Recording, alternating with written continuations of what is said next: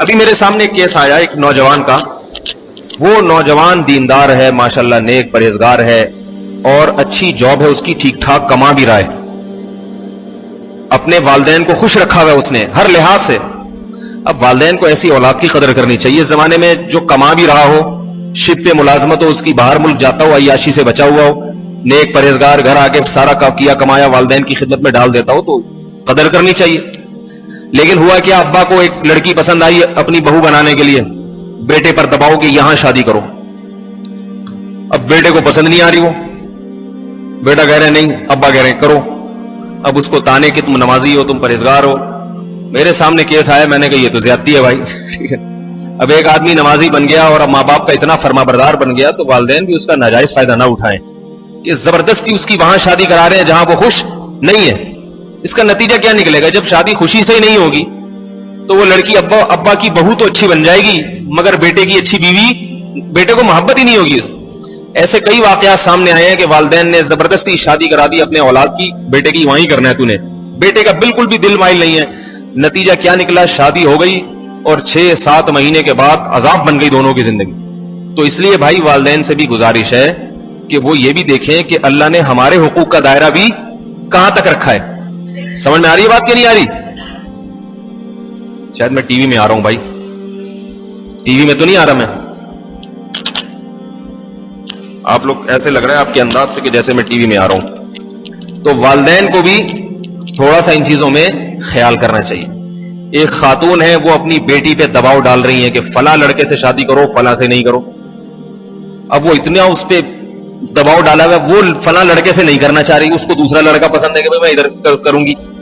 اب میرے پاس بھی فون آیا, میں نے کہا بھائی میں یہ تو نہیں کہتا آپ ماں سے بغاوت کرو, لیکن کم از کم والد صاحب کو صورتحال بتا دیں کسی ذریعے سے.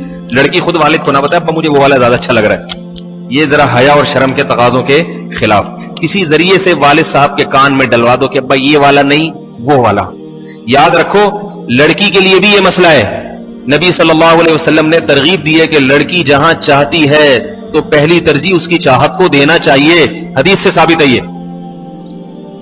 بلا وجہ ماں باپ کو اس میں بھی دخل اندازی نہیں کرنی چاہیے. البتہ اگر باپ یہ سمجھتا ہے, اس میں شریعت نے باپ کو اتھارٹی دی ہے, ماں کو نہیں دی, کیونکہ باپ مرد ہے, اس کو زیادہ چالاکیوں کا پتہ ہوتا ہے کہ یہ لفاظ آدمی ہے, بچی کو اس نے بیوقوف بنایا یا واقعتاً شوہر بننے کے لائق ہے بھی یا نہیں.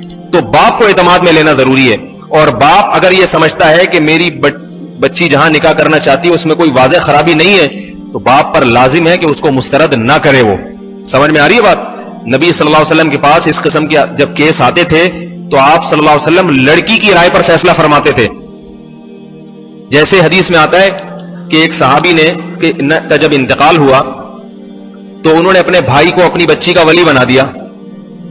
سمجھ آ رہی بات؟ اپنے بھائی کو اپنی بچی کا متولی بنا دیا کہ میرے بعد مرنے کے بعد میری بیٹی کی شادی وادی تمہارے ذمہ ہے. چچا کو بنا دیا یعنی, اور شریعت میں ہے بھی چچا کے ذمہ. اب ہوا یہ کہ مغیرہ ابن شعبہ رضی اللہ تعالیٰ عنہ اس حدیث کے راوی ہیں, بڑے مالدار صحابی تھے, ارب پتی, بڑے کروڑپتی صحابی تھے, بہت دولت تھی اللہ نے ان کو دی تھی. تو مغیرہ ابن شعبہ رضی اللہ تعالیٰ عنہ نے بھی وہاں نکاح کا پیغام بھیجا اور نکاح ہو گیا.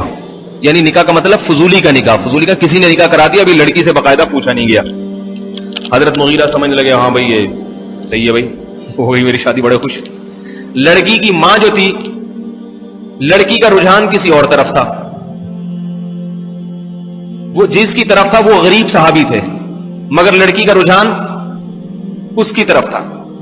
اور لڑکی کی جو ہے نا, اب مجھے پورا واقعہ اس طرح سے یاد نہیں, لڑکی کی والدہ بھی تھی اس طرف یا والدہ مخالف تھی اور چچا موافق تھے. بہرحال جب نبی صلی اللہ علیہ وسلم کو علم ہوا تو آپ صلی اللہ علیہ وسلم نے فرمایا لن تر للمتحابین مثل النکاح, دو محبت کرنے والوں میں نکاح سے بہتر کوئی چیز نہیں ہے. کیا مطلب؟ لڑکی بھی اس طرف مائل ہے, لڑکا بھی ان سے نکاح کرنا چاہتا ہے, تو مغیرہ ابن شعبہ کو درمیان سے نکل جانا چاہیے. ٹھیک ہے نا؟ حضرت مغیرہ فرماتے ہیں اللہ کی قسم میں اس پر پورا قادر ہو چکا تھا اور وہ مجھ سے چھین لی گئی. حضرت مغیرہ ابن شعبہ اس کو بڑے افسوس کے ساتھ اس حدیث کو بیان کرتے ہیں, اچھا بھلا رشتہ ہاتھ سے نکل گیا, غریب غربا کے پاس چلی گئی وہ. اب دیکھو یہ کروڑپتی تھے اور وہ دوسرے صحابی غریب, مگر لڑکی کا رجحان تو کہ ان غریب کی طرف زیادہ تھا, تو نبی صلی اللہ علیہ وسلم نے فرمایا کہ جس سے محبت ہے, میلان ہے, اس سے نکاح سب سے بہترین چیز ہے.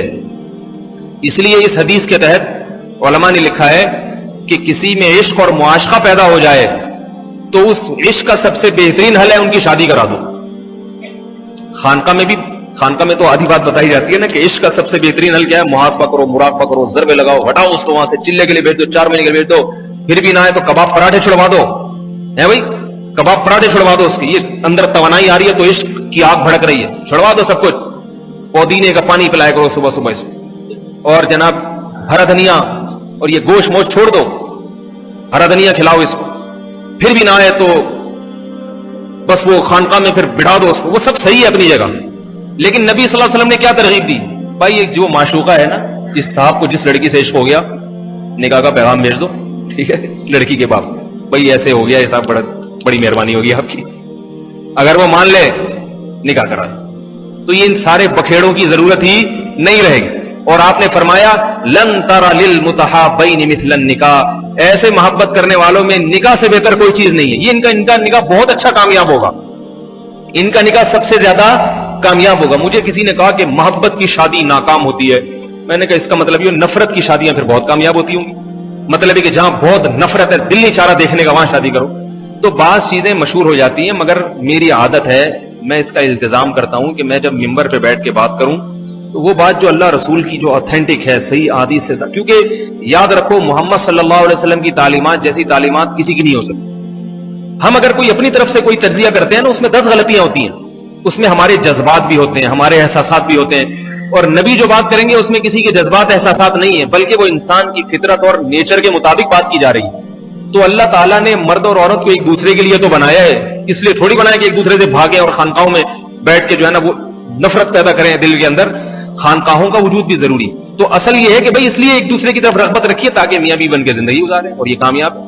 البتہ یہاں ایک بات بتا دوں کہ اس بہانے کسی سے عشق پیدا کرنا یہ جائز نہیں ہے. کہیں آپ سمجھیں گے تو بڑا اچھا مولوی صاحب نے مسئلہ بتا دیا، آپ سیٹنگ ویٹنگ چلائیں گے، ایزی لوڈ میزی لوڈ، جب دیکھیں گے جہاں زیادہ عشق پیدا ہو رہا ہے وہاں ٹرائی کریں گے. یہ جائز نہیں ہے. جس حدیث میں یہ آتا ہے نا کہ محبت کرنے والوں میں نکاح سے بہتر کوئی چیز نہیں ہے، جس نبی نے یہ کہا اس نبی نے نظر کی حفاظت کا بھی حکم دیا ہے. یہ ایک اتفاقی بات ہے. کبھی ساری حفاظتوں کے باوجود بھی کبھی عشق پیدا ہو جاتا ہے، کبھی ایسا بھی ہو جاتا ہے بہت حفاظت کرنے کے بعد بھی. کیسے ہو جاتا ہے؟ ایسے واقعات ہماری زندگی میں گزرے ہیں، بڑی حفاظت. ہمارے ایک دوست تھے، ان کی شادی ہوئی تو میں نے ان سے پوچھا، میں نے کہا بھائی بڑا سنا ہے آپ کو بڑا اچھا رشتہ مل گیا اور تھے بھی مالدار آدمی، تو یہ کیا کہہ رہے محبت کی شادی ہے؟ بے تکلف سے کہ محبت کی شادی ہے. دیندار نہیں تھے اتنے، لیکن جس لڑکی سے ہوئی وہ مکمل شرعی پردہ کرتی تھی. تو میں نے کہا جس سے آپ کی شادی ہوئی ہے اس خاتون کو میں بھی جانتا تھا، ہمارے دور کے کچھ یعنی رشتہ داروں کے تعلقات والوں میں بھی جانتا تھا. وہ لڑکی اتنی شرعی پردہ کرتی ہے. عشق کے لیے تو ضروری ہے تھوڑا سا آنکھ مٹکا تو سمجھتے ہیں نا، سب سمجھتے ہیں بھائی.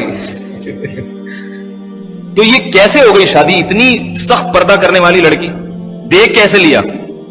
کہنے لگے بھائی ہم بھی ایسے خراب نہیں ہیں کہ لڑکیوں کو جھانکے تاکے، اور خاص طور پہ جو پردہ کرنے والی لڑکی. ہم کہہ رہے اتفاق کی بات ہے میت تھی تو ہم لوگ بھی آئے ہوئے تھے اس میت میں، وہ بھی آئے ہوئی تھی. اب دیکھو کہاں سیٹنگ ہو رہی ہے میت میں. مقدر تقدیر جو ہے نا انسان کو کھینچ کے لے آتی ہے. کہہ رہے ہیں وہ ہم بھی میت میں گئے تھے، لیکن اتفاق کی بات ہے کہ وہ کوئی چہرے سے پردہ ہٹ گیا ہوگا، کیا ہوگا میری نظر پڑ گئی اور بس میرے دماغ میں بھوت سوار ہو. لاشوری طور پر جو ہے نا وہ لڑکی خوبصورت تھی تو میں بس عاشق ہو گیا، میرے دماغ میں بار بار اس کے خیالات. کہ لڑکا بھی شریف لیکن غیر اختیاری نظر. میت میں تو غیر اختیاری ہی پڑے گی نا، ورنہ میت میں کس کو خیال ہوتا ہے کہ جا کے یہاں جا کے دیکھوں. بہت سو کو ہوتا بھی ہے، ایسے ایسے ڈیڈ بھی ہیں. لیکن بہرحال میں اس لڑکے کو چونکہ جانتا ہوں وہ شریف آدمی تھا اور لڑکی تو تھی باپردہ. اب اس کی جب نظر پڑی تو یہ عاشق ہو گیا. بہرحال آیا، شریف آدمی کا کام کیا ہوتا ہے؟ نکاح کا پیغام بھیج دو، قبول ہو جائے ٹھیک ہے، نہیں ہو جائے تو پھر خانقاہ میں جاؤ، بیٹھو، پھر شیخ کے پاس جاؤ، بتاؤ حضرت قبول نہیں ہو رہا، دل خامخواہ میں جل رہا ہے تو اس کا علاج بتائیں. یہ دل سے جلن نکل جائے، ایسی صورت میں جلن نکالو گے تو بہت ثواب ملے گا، اجر ملے گا، کیونکہ اب اس کی طرف جانے کا حلال راستہ آپ کے لیے بند ہو چکا. اب شریعت کہہ رہی ہے نکالو اس کی دل و دماغ سے اس کے خیالات کو نکالو. خود نکالو، نہیں نکلتا تو شیخ کے پاس جاؤ، شیخ نکال دے گا انشاءاللہ کھرچ کے. تو یہ ہے موقع. تو وہ کہتے ہیں کہ میں بڑا فریفتہ ہو گیا, میں نے نکاح کا پیغام بھیجا, والد صاحب ان کے تھے نہیں, انتقال ہو گیا تھا, بھائی تھے اور والدہ, پیغام بھیجا, انہوں نے بلایا, بولا ہاں بھائی فٹ فاٹ سیٹنگ صحیح ہے بھائی, چلو بھائی ہو گئی صحیح, ماشاءاللہ. اب ان کے 2 یتیم بچے ہیں ماشاءاللہ, ہنسی خوشی زندگی گزارنے. تو یہ ایسا اتفاقی واقعہ کسی کے ساتھ عشق کا ہو جائے, خود سے عشق پیدا کرنا یا لڑکیوں کو دیکھنا یا کسی عورت کا اس حرام نیت سے مردوں کو دیکھنا, یہ جائز نہیں ہے, اس کی شریعت میں اجازت نہیں ہے. دوسری بات میں نے بتائی, اگر کبھی عشق ہو گیا تو اصل حل ہے کہ شادی کرائی جائے, اگر نہیں ہوتی تو پھر گھٹیا طریقے استعمال نہ کیا جائے. ہمارے ایک جاننے والے, ان کا بھی ایسا ہی ہوا, نیک شریف آدمی. ہماری زندگی میں بڑے عجیب واقعات آئے ہیں. آپ لوگ کہتے ہیں مولوی لوگ, ان کو کچھ پتہ نہیں ہوتا, سب پتہ ہوتا ہے مولوی صاحب. اتنے لوگوں سے تعلقات ہوتے ہیں نا کہ ہر ایک کی ہسٹری, ہر ایک کی کہانی پتہ ہوتی ہے. ان کے ساتھ بھی ایسا ہی واقعہ ہوا. وہ کہیں گزر رہے تھے تو نظر کی بھی حفاظت کرتے ہیں دیندار, کسی خاتون پہ نظر پڑی. مجھے باتیں کرنا اچھا تو نہیں لگتا, لیکن بہرحال اب آ گئی ہیں تو میں جلدی سے مکمل کروں, کیونکہ آج کے نوجوان پھر اسی چکروں میں لگ جاتے ہیں, کرنے کے کام ہے اس کو تو کر نہیں رہے. تو میں یہ حدیث کی تشریح میں یہ واقعہ سنا رہا ہوں کہ اتفاق بہت کچھ ہو سکتا ہے. تو وہ ان کی نظر پڑ گئی, کوئی خاتون, کوئی لڑکی جا رہی تھی, اس کی آنکھوں پہ نظر پڑ گئی, وہ بھی پردے میں تھی, اور عجیب بات وہ لڑکی بھی شرعی پردہ ہی کرتی تھی. تو دماغ میں جو ہر وقت کنوارا آدمی ہے نا, اس کا تو کوئی بھروسہ نہیں ہوتا. اب دیندار تھے, مشورہ لیا ہوگا علماء سے, نے کہا بھائی نکاح کا پیغام بھیج دو. پیغام بھیجا, ابا نے ریجیکٹ کر دیا لڑکی کے. انہوں نے نہیں بھائی, تم ہمارے جو اسٹیٹس ہے نا اس سے تھوڑا سا کیسے کیسے ریجیکٹ کرتے ہیں لڑکی والے. ایک صاحب نے بتایا, میں نے ایک جگہ پیغام بھیجا تو لڑکی کے ابا نے مجھے بلایا, ادھر آؤ, گھر بٹھایا, بولا بیٹا کیا کرتے ہیں. جن کے یہاں بھیجا ان کا 1000 گز کا بنگلہ تھا, بھیجنے والا بیچارہ غریب غربا.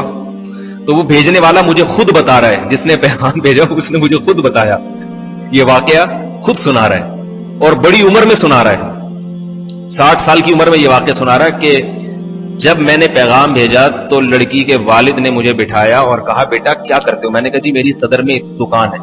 اس نے کہا بیٹا تمہاری صدر میں جتنی بڑی دکان ہے نا, اس سے بڑے ہمارے گھر کے بیت الخلا ہوتے ہیں, ٹھیک ہے, پتلی گلی سے نکلو.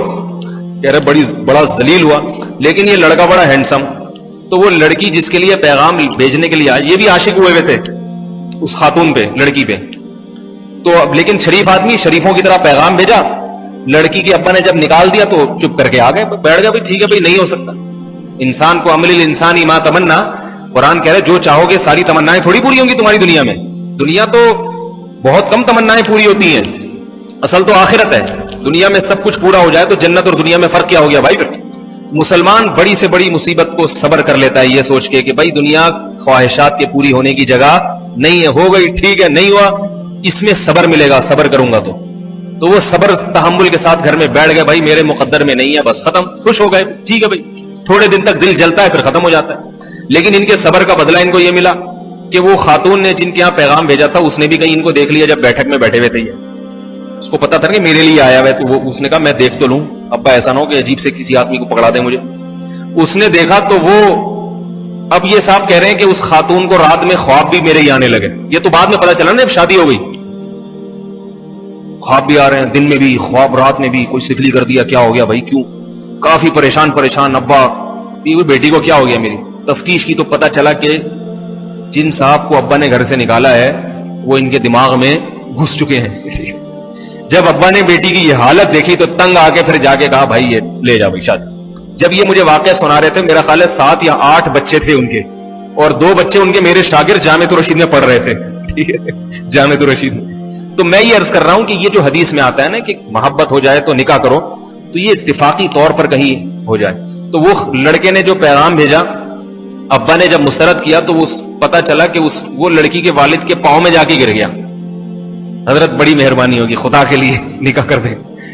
جب اس طرح سے کسی سے وہ کیا جائے, اس نے کہا ایک ٹرائی کر کے دیکھ لیتا ہوں, ہو گیا تو نہیں تو ناک تھوڑی گس جائے گی میری. تو ابا نے کہا چل بھائی ٹھیک ہے یار, جب اتنی خواہش ہے اور اتنا, تو امید ہے کہ انشاءاللہ عزت محبت کے ساتھ خاندان بھی دیکھ لیا ہے, سیٹ اپ صحیح, چل بھائی جانے دو. حدیث میں آتا ہے, محمد صلی اللہ علیہ وسلم نے فرمایا, ایک اور حدیث سنیں, یہ اس لیے بار بار حدیثیں سناتا ہوں یہ سمجھانے کے لیے, میرے بیانات پہ لوگوں کو اعتراضات بہت ہوتے ہیں, یہ پتہ نہیں کیا کیا باتیں ممبر پہ بیٹھ کے کرتے ہیں. تو میں بار بار حدیثیں اور آیات اس لیے پیش کر رہا ہوں کہ میں جو بات کرتا ہوں کوشش کرتا ہوں اپنی طرف سے نہیں ہو, جو بات ہو کس کی طرف سے ہو, محمد صلی اللہ علیہ وسلم کی طرف سے. اس لیے عرض کر رہا ہوں, یہ جو میں نے بتایا نا کہ وہ پاؤں میں ابا کے پڑ گیا اور ابا نے کہا چل بھائی لے جا, تو حدیث میں ایسا ہی حکم ہے, جو اتنا پیچھے لگ جائے اس کو خام خام ناک نہیں چڑھانا چاہیے, دے دینی چاہیے بیٹی اپنی. اگر اس میں کوئی ظاہری چرسی ہیروئن چاہیے تو ایک الگ بات ہے، ویسے نارمل آدمی ہے تو تھوڑی بہت تنخواہ کم ہے، غریب ہے تو کیا ہو گیا بھائی؟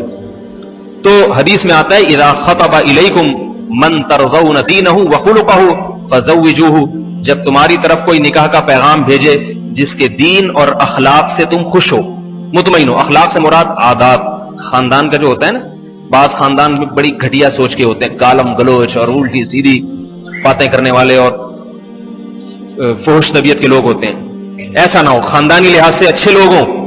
تو آپ صلی اللہ علیہ وسلم نے فرمایا جب ایسا شخص نکاح کا پیغام بھیجے تو اس کے پیغام کو قبول کر لیا کرو.